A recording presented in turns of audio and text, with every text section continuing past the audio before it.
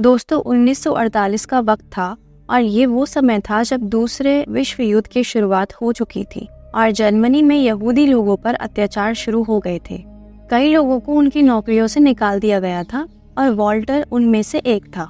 Walter को समझ में आ गया था कि हिटलर और उसकी नाजी पार्टी यहूदी समुदाय के खिलाफ है। अगर वो और उसका परिवार जल्द से जल्द यहाँ से नहीं निकले तो उन्हें बड़ी मुसीबत का सामना करना पड़ सकता है। इसलिए अपनी जान बचाने के लिए और नए काम की तलाश में वॉल्टर साउथ अफ्रीका के केन्या देश में रहने आ गया है और वो एक फार्म में काम करने लगा। पहले वो एक वकील था, लेकिन अब उसे इस नौकरी को अपनाना पड़ा क्योंकि उसे यहाँ कोई और काम नहीं मिल रहा था। कोई भी देश हिटलर के खिलाफ जाके यहूदियों को शरण नहीं देना चाहता था। वॉल्टर को यहाँ रहने के लिए एक घर भी दिया जाता है। अब एक दिन उसने अपने परिवार को पत्र लिखा जिसमें लिखा था कि वो सभी केन्या आ जाएं। लेकिन वॉल्टर के माता पिता और बहन वहाँ जाने के लिए तैयार नहीं थे क्योंकि जर्मनी एक डेवलप यानी विकसित देश था और केन्या बहुत पिछड़ा हुआ यानी बैकवर्ड देश था।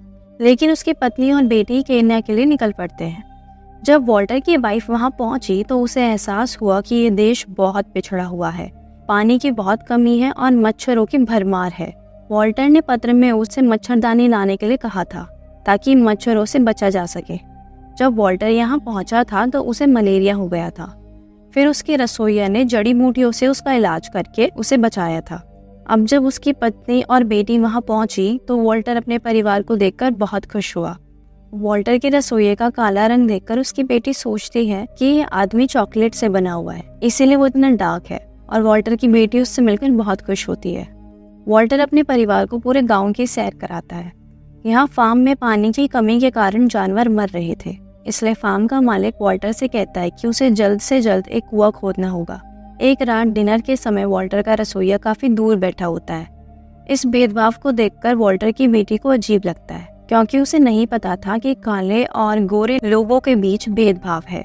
वॉल्टर की पत्नी को धीरे धीरे समझ में आने लगता है कि यहाँ रहना मुश्किल है, लेकिन उसकी बेटी को रसोइया के साथ रहना अच्छा लगता है और वो उसके साथ खेलती है, उसके कल्चर के बारे में सीखती है। दूसरी तरफ वॉल्टर को कुआं खोदते हुए आज 7 महीने हो चुके हैं, लेकिन वॉल्टर अभी तक कुआं नहीं खोद पाया, इसलिए उसकी पत्नी को पानी भरने बहुत दूर जाना पड़ता है। इससे वो काफी फ्रस्ट्रेटेड हो जाती है। केन्या की परंपरा के अनुसार यहाँ सिर्फ औरत ही पानी भरने का काम करती है, इसलिए वॉल्टर का रसोइया भी उसकी कोई मदद नहीं करता। अब वॉल्टर की पत्नी बहुत परेशान हो चुकी है और वो वॉल्टर से कहती है कि हमें जर्मनी वापस चले जाना चाहिए। मैं यहाँ और नहीं रह सकती, यहाँ बहुत गर्मी है। गर्मी की वजह से खुद ब खुद झाड़ियों में आग लग जाती है। आखिर कब तक हम इस जंगल जैसे देश में रहेंगे। फिर एक दिन जब वॉल्टर अपनी पत्नी को बताता है कि मैंने रेडियो में सुना कि जर्मनी में हिटलर का अत्याचार बढ़ता जा रहा है और यहूदी लोगों को भारी संख्या में मारा जा रहा है, तो वह सोचने लगती है कि यहाँ रहना काफी बेहतर है क्योंकि यहाँ हम जिंदा है। समय बीतता है और वॉल्टर का परिवार अफ्रीका में रहने की आदत डाल लेता है। वॉल्टर की बेटी की अफ्रीकन बच्चों के साथ दोस्ती हो जाती है और वो भी धीरे धीरे अपनी जिंदगी को अपनाने लगती है। अब एक दिन ब्रिटिश सैनिक वॉल्टर के पास आते हैं और कहते हैं कि वे जर्मनी के खिलाफ युद्ध में उनकी मदद चाहते हैं क्योंकि ब्रिटिश सेना को पता चल जाता है कि वॉल्टर का परिवार जर्मनी से यहाँ आया है। वॉल्टर युद्ध में शामिल होने के लिए तैयार हो जाता है और अपने परिवार को ब्रिटिश कॉलोनी में ले जाता है। लेकिन वॉल्टर की पत्नी नहीं चाहती कि वॉल्टर युद्ध में जाए क्योंकि वहाँ उसकी जान को खतरा हो सकता है।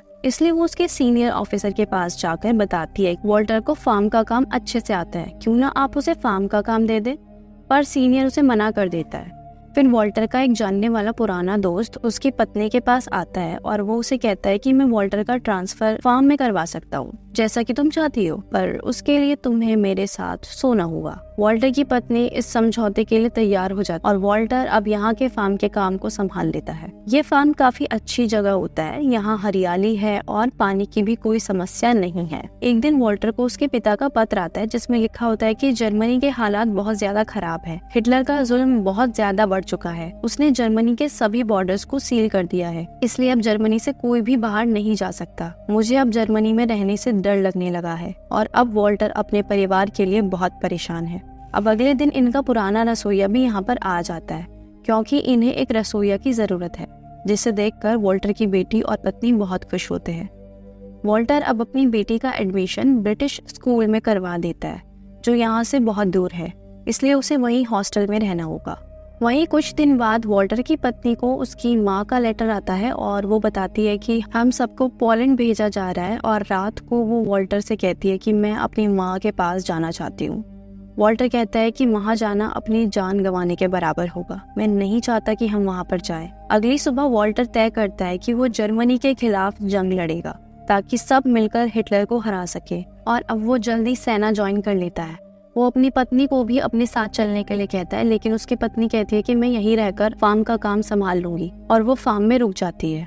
अब वॉल्टर की बेटी छुट्टियों में घर आती है, जहाँ पर बहुत परेशान होकर वो अपनी मॉम से पूछती है कि हम ज्यूस क्यों है। सब स्कूल में मुझे चिढ़ाते हैं, कहते हैं कि हमने भगवान के बेटे को मारा था। उसकी मॉम कहती है कि ऐसा कुछ भी नहीं है, इंसानों ने धर्म बनाए और इसके बाद वो धर्म के लिए लड़ने लगे। इसके बाद दोनों माँ बेटी एक मेले में जाते हैं। यहाँ पर वॉल्टर की बेटी को एक नीग्रो लड़का पसंद आ जाता है, इसलिए वो उसे बड़े ध्यान से देख रही होती है। वॉल्टर के पूरे परिवार ने अफ्रीका को पूरी तरह से अपना लिया है, इन्हें अब जर्मनी की बिल्कुल याद नहीं आती। अब वॉल्टर जब छुट्टी लेकर घर आता है तो अपनी पत्नी को बताता है कि जर्मनी पर पूरी तरह से कब्जा कर लिया गया है, हिटलर मार चुका है, लेकिन साथ ही वो ये भी बताता है कि उसके माता पिता मर गए हैं। कुछ साल के बाद वॉल्टर को जर्मनी से लेटर आता है जिसमें लिखा होता है कि आपको जज के पोस्ट के लिए नियुक्त किया गया है, अब आप जर्मनी वापस आ सकते हैं। इस बात से वॉल्टर बहुत खुश होता है। अब वो अपनी बेटी और वाइफ को कहता है कि हम जर्मनी वापस जा रहे हैं। उसकी बेटी कहती है मैं एक ही शर्त पे जर्मनी जाऊंगी, अगर हम अपने रसोइया को भी अपने साथ ले जाएंगे। लेकिन वॉल्टर इस बात को नहीं मानता, और अब वो अपनी पत्नी के पास जाता है और कहता है कि आर्मी हमें वापस जर्मनी भेज रही है।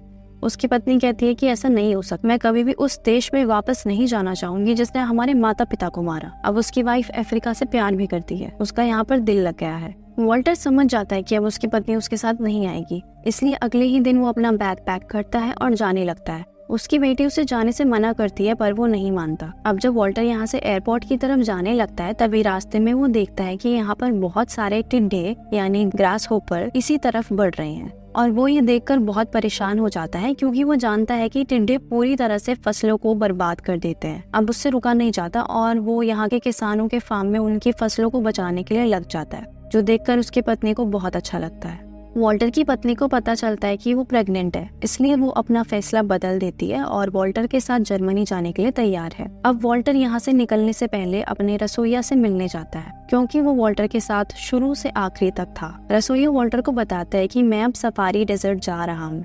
हमारे धर्म में रिवाज है कि हर एक इंसान को सफारी डेजर्ट पर एक बार जाना ही होगा। वॉल्टर कहता है कि तुमने जो भी हमारे लिए किया हम उसे कभी भूल नहीं पाएंगे। वो कहता है कि मुझे भी आप सभी की बहुत याद आएगी। इसके बाद वॉल्टर की बेटी रसोइया के पास जाती है। उसकी आंखों में आंसू होते हैं क्योंकि वह उसका बहुत अच्छा दोस्त है। जब वो पहली बार इस देश में आई थी तो रसोइया ही सबसे पहले उसका दोस्त बना था, जिसको देखकर वो समझ रही थी कि ये चॉकलेट से बना हुआ है। इसके बाद ये पूरा परिवार ट्रेन में बैठकर एयरपोर्ट की तरफ निकल पड़ता है। इस पराई कंट्री से इन्हें इतना प्यार हो जाता है कि अब इन्हें अफ्रीका छोड़ते हुए बहुत दुख हो रहा होता है। यहाँ के लोग भी इन्हें बहुत प्यार करते हैं, जिनके ये हमेशा आभारी रहेंगे। तो दोस्तों, ये थी मजेदार फिल्म जिसका नाम है नोवेयर इन अफ्रीका, और आप देख रहे हैं फिल्मी फन। अब आप मुझे कमेंट करके बताइए कि जैसे वॉल्टर ने अपने परिवार को बचाने के लिए साउथ अफ्रीका का केन्या देश चुना, वैसे ही आप अपने लिए कौन सा देश चुनते हैं। मैं आपसे फिर मिलूंगी। टेक केयर दोस्तों, बाय बाय।